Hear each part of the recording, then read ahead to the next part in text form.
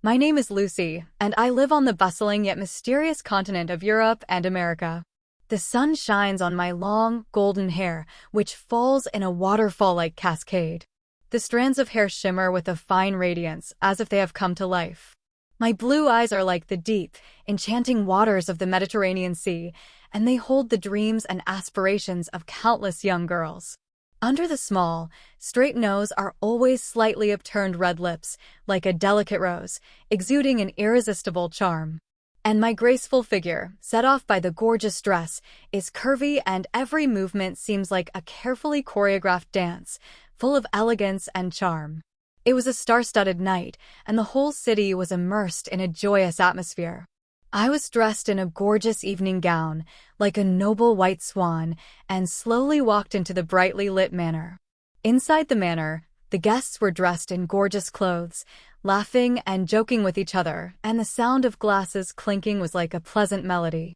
As I gracefully made my way through the crowd, a figure suddenly caught my eye. He stood alone in the corner of the hall, out of place with the lively atmosphere around him. His face was extraordinarily pale, like marble shrouded in moonlight, without a hint of blood. But the paleness did not make him look sickly, but instead added a mysterious and cold temperament. His eyes were as deep as the night, as if they held endless secrets. Just one look made me feel as if I were about to be sucked into the bottomless darkness. My heartbeat quickened involuntarily, and an indescribable attraction drove me towards him. With each step, I grew more and more nervous, but also filled with curiosity. When I finally stood in front of him, he raised his head slightly, and our gazes met. For a moment, time seemed to have come to a standstill. "Hello, beautiful lady." His voice was deep and rich, as if it were coming from a distance, with a unique rhythm. I trembled slightly as I tried to respond, but found that I was suddenly unable to speak. We started talking, and his words, like magic, easily opened my heart. He told me stories I had never heard before, mysterious and seductive legends that fascinated me. I completely forgot where I was and that I was already married. It was only late at night that I woke up from my dream and realized the passage of time. I reluctantly said goodbye to him and turned to leave, but a seed had already been planted in my heart that I could not extricate myself from. I knew that from this moment on, my life would be turned upside down by this mysterious Count Dracula, but I could not resist this impending change, and even vaguely looked forward to our next encounter.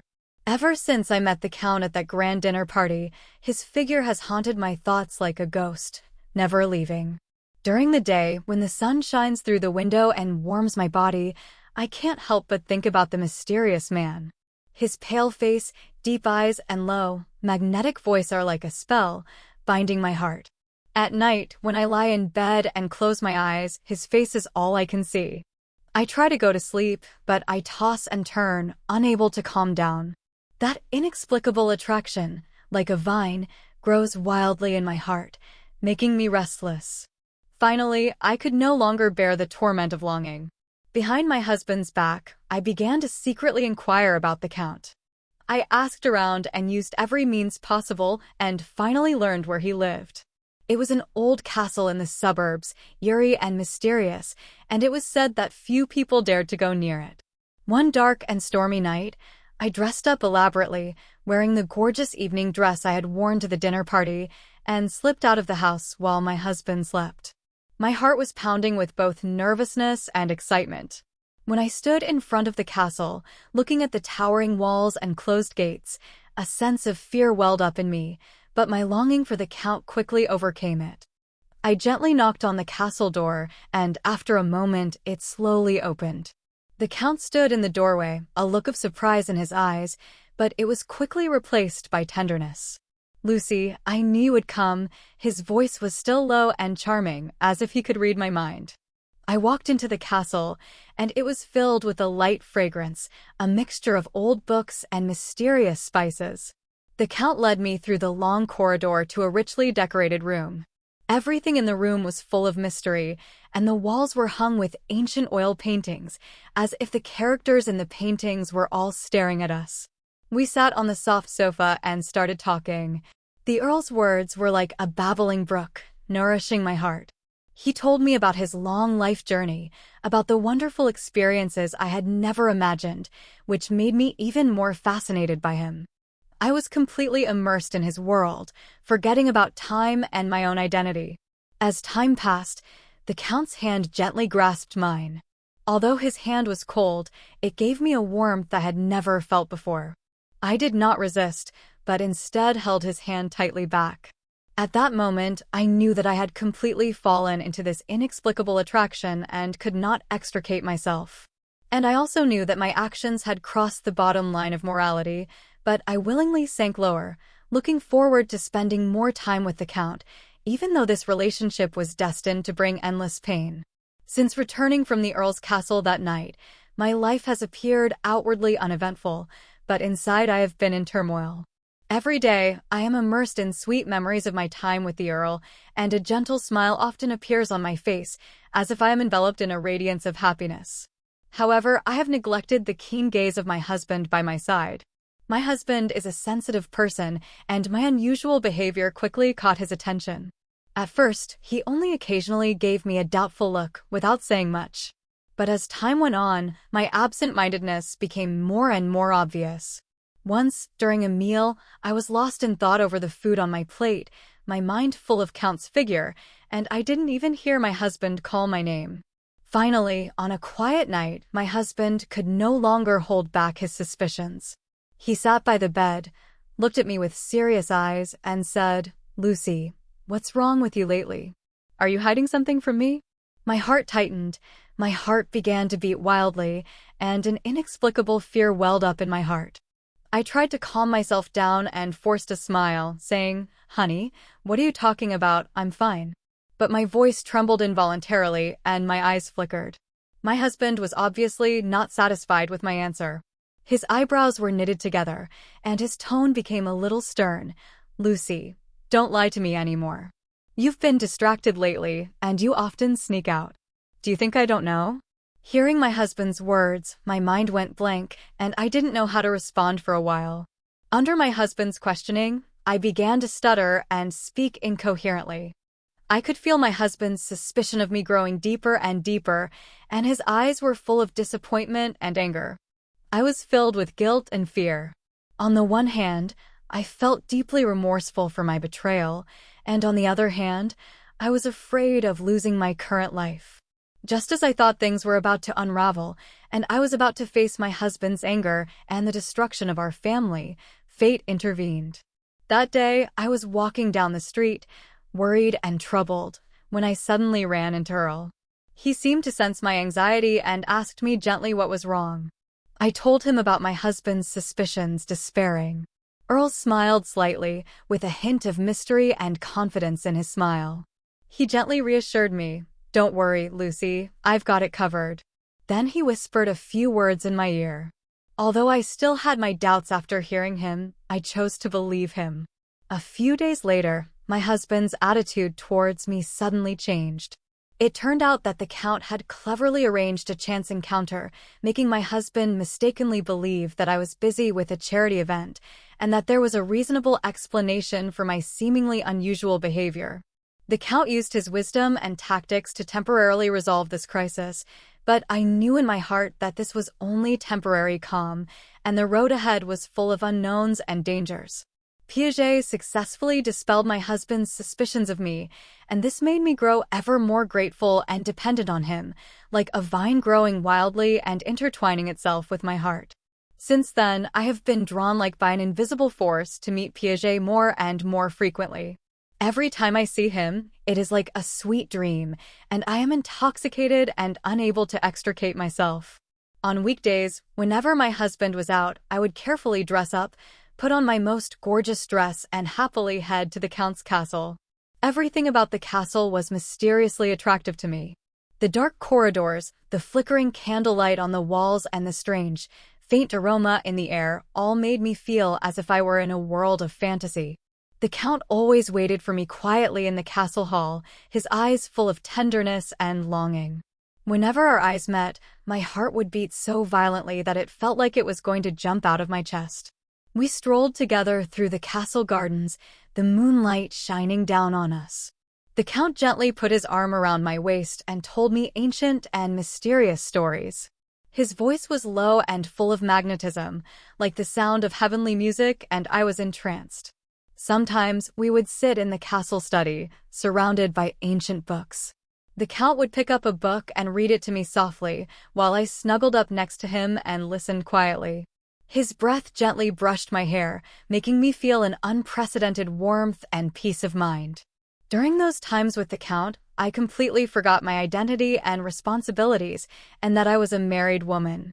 I was intoxicated by the Count's tenderness, enjoying the love and care he showered on me. I even blatantly brought the Count home on the days when my husband was away on business.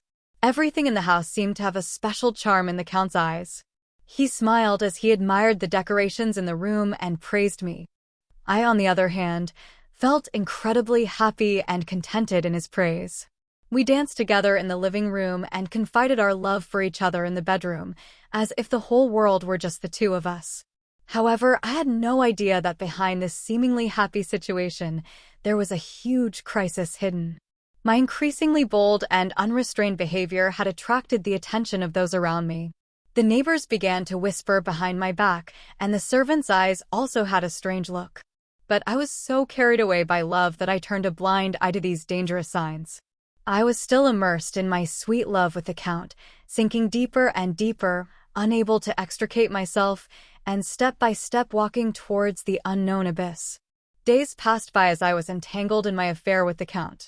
I was like a bird imprisoned in an illusory cage, full of joy, thinking that I had found my own happiness, but unaware of the huge storm that was approaching. It was an ordinary afternoon. The sun shone through the gaps in the curtains and softly fell on the bedroom floor. I was lying lazily on the bed, reminiscing about the sweet times I had spent with the Count. Suddenly, a loud knocking on the door broke the tranquility. I got up impatiently and opened the door, only to see a maid with a panicked expression on her face. The maid's eyes were full of fear, and she trembled her lips as if she wanted to say something, but hesitated. After my repeated questioning, she finally gathered her courage and whispered, "My lady, I have heard some rumors about the Count. You'd better be careful." My heart tightened, and an ominous feeling came over me.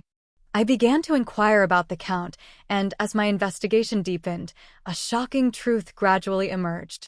It turned out that the Count had not approached me out of so-called love, but for some other ulterior motive. He was an ancient and evil vampire who needed my special blood to complete some kind of evil ritual to enhance his power and thus rule the entire region. Recalling the bits and pieces of my time with the Count, those tender words and sweet moments, they all felt like sharp blades, piercing my heart. I had thought I had found my soulmate, but I never imagined it was all a carefully planned deception. I felt a sense of overwhelming anger and despair, and tears welled up uncontrollably in my eyes. I decided to go to the Count and ask him for answers. When I arrived at the familiar castle again, I felt fear and disgust. The Count still had that gentle smile on his face when he saw me, as if nothing had happened. But I was no longer fooled by his appearance. I angrily asked him, "Why did you do this? Are your feelings for me real or fake?" A flash of panic crossed the Count's eyes, but it quickly returned to calm. He said slowly, "Lucy, my feelings for you are not entirely false, it's just that I have a mission to fulfill. Your blood is vital to me, and if you can help me complete the ritual, I can give you everything you want." Hearing his words, I was utterly desperate. I never imagined that the person I loved so deeply could be so selfish and cruel. I turned around and tried to escape from this horrible place, but I found that the Count's eyes had become cold and fierce. He blocked my way and said coldly, "Lucy, you already know my secret, and now there is no turning back." I was trapped in the castle, filled with fear and helplessness. I realized that I had fallen into a huge conspiracy, and behind this conspiracy was an evil vampire and his ulterior motives. I didn't know how I was going to escape and what my future held. I felt as if I had fallen into an endless abyss of darkness, unable to see a glimmer of hope. Trapped in the castle, fear was always with me, and every minute and every second felt like an eternity of torment in hell. The Count's shadow was always there, his cold eyes like a sharp blade, constantly reminding me of the dangerous situation I was in. But in the midst of this endless darkness, a stubborn desire to survive quietly grew in my heart, like the grass that grows tenaciously in the cracks of the stones, gradually igniting my determination to fight back. I began to carefully observe every corner of the castle, looking for a chance to escape. The guards in the castle were everywhere like ghosts, constantly monitoring my every move, leaving me with almost no chance of escape. However, I was not discouraged. I knew that only by calming down could I find a way out of my predicament. By chance, I found a worn-out diary in the castle's utility room. The paper was yellowed and the handwriting a little blurry, but the content gave me a glimmer of hope. It turned out that there was once a maid in the castle who met a mysterious hunter. This hunter specialized in fighting vampires and vowed to eradicate evil from the world. I thought to myself, perhaps this hunter could be the key to getting rid of the Count's control. I hid my diary carefully and began to think of ways to contact the outside world. I looked out for every opportunity in the castle that might allow me to send a message. Finally, during a delivery of food to the kitchen, I slipped a letter of distress into a basket without the guards noticing. In the letter, I explained my situation in detail and asked the hunter to come and rescue me. As the days passed, I was tortured by the long wait and my hopes were fading little by little. Just when I was about to despair, one night late at night, I heard a slight noise outside the castle. I nervously leaned over the window and saw, through the faint moonlight, a figure in a black cloak with determined and sharp eyes, holding a hunting knife that gleamed with cold light in his hand. I knew the hunter had finally arrived. I opened the window gently, sending the agreed signal. The hunter, as if he had read my mind, quickly moved in my direction. However, our actions still alerted the guards in the castle, who poured out and surrounded us. The hunter and the guards engaged in a fierce battle. He was agile, and every strike was precise and lethal. I was beside myself with anxiety, wanting to help but unable to do anything. Just then, the Count appeared, his face full of anger and unwillingness, and an evil gleam in his eyes. He pounced on the hunter, and a more thrilling duel ensued. I knew that this was my only chance to escape, and I couldn't let it go. Gathering my courage, I picked up a stone on the ground, crept up behind the Count, and smashed it with all my strength against the back of his head. The Count winced in pain and staggered, and Hunter seized the opportunity to stab the hunting knife into the Count's heart. The Count let out a scream and slowly collapsed. The hunter and I had finally succeeded in defeating this evil vampire and took the first step towards escaping the castle. I finally saw the long-lost glimmer of hope. The Count's huge body slowly fell to the ground, but that was not the end of it. The atmosphere in the castle suddenly became even more eerie. The guards, who had been under the Count's control, after a short period of shock, their eyes suddenly glowed with an unusual red light. They let out beast-like growls and once again pounced crazily at Hunter and me. The hunter quickly turned around, protecting me behind him. His hunting knife gleamed with a cold light, like a black flash of lightning, as he sliced through the dim castle corridor. His eyes were firm and calm, and each slash carried a deadly deterrent. However, the guards seemed to be driven by some kind of evil force, rushing towards us regardless of life and death. There were so many of them that we gradually became overwhelmed. I clutched the stone stained with the Count's blood in my hand, my heart pounding in my chest and sweat drenching my back. I knew that I must not panic at this moment, and I must help the hunter relieve some of the pressure. I looked for an opportunity, and when I saw a thinner guard, I charged at him and smashed the stone against his head with all my strength. The guard let out a muffled grunt, his body swaying a few times, but instead of falling, he pounced on me even more frantically. At this critical moment, the hunter took a few steps forward, and the hunting knife precisely sliced across the guard's throat, spilling blood as the guard fell heavily to the ground. But before we could catch our breath, more guards surrounded us. Suddenly, a low, eerie laugh sounded from within the castle, echoing through the empty corridor and sending shivers down our spines. The hunter and I looked around warily and saw that the Count, who had been lying on the ground, had begun to slowly writhe. His wounds were healing at a visible rate, and a twisted smile appeared on his pale face, his eyes full of hatred and madness. "You think you can defeat me like this? How naive." The Count's voice came from the depths of hell, full of evil power. He stood up abruptly, surrounded by black mist, and his whole body seemed to have turned into an even more terrifying existence. Hunter's eyes flashed with a trace of gravity, but he did not flinch. Instead, he clenched his hunting knife and assumed a fighting stance.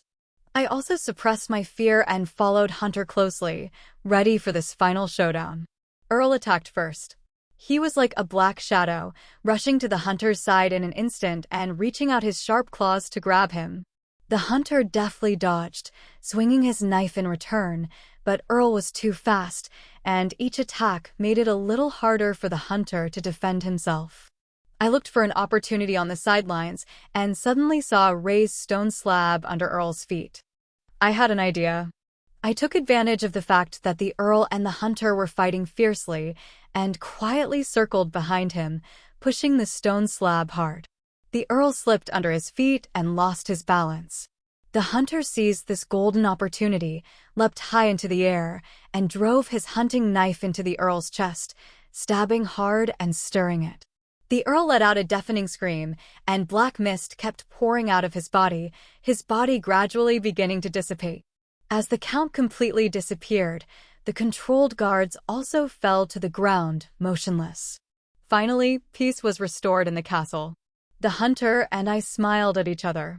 We had finally won this difficult final showdown, and I had completely shaken off the evil shadow of the Count. The noise and terror in the castle had dissipated, replaced by a deathly silence. The bloody smell in the air and the faint lingering scent of evil all silently told of the thrilling battle that had just been experienced. I looked at the dissipating Count in front of me, and my legs gave way, nearly collapsing to the ground, but Hunter reached out his hand in time to catch me. "It's okay, it's over."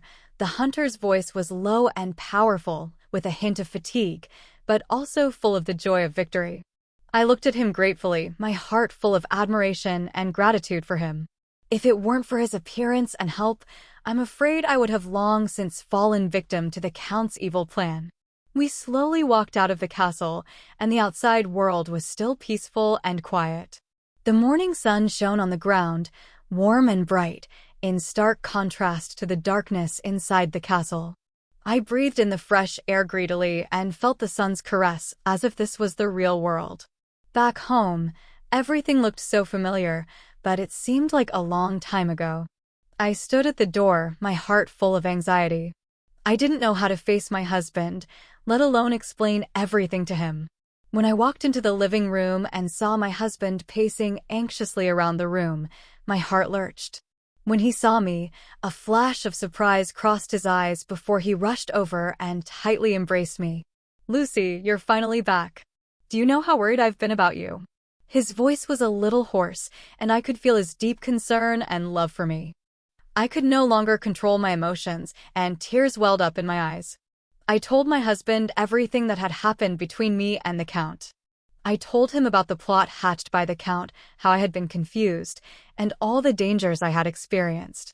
My husband listened quietly, his expression changing from shock to anger, and finally to helplessness and pain. "Lucy, I forgive you," he said gently, stroking my hair. "I know you are also a victim, and none of this is your fault." Hearing my husband's words, a huge stone in my heart finally fell to the ground. I hugged him tightly and could not stop sobbing.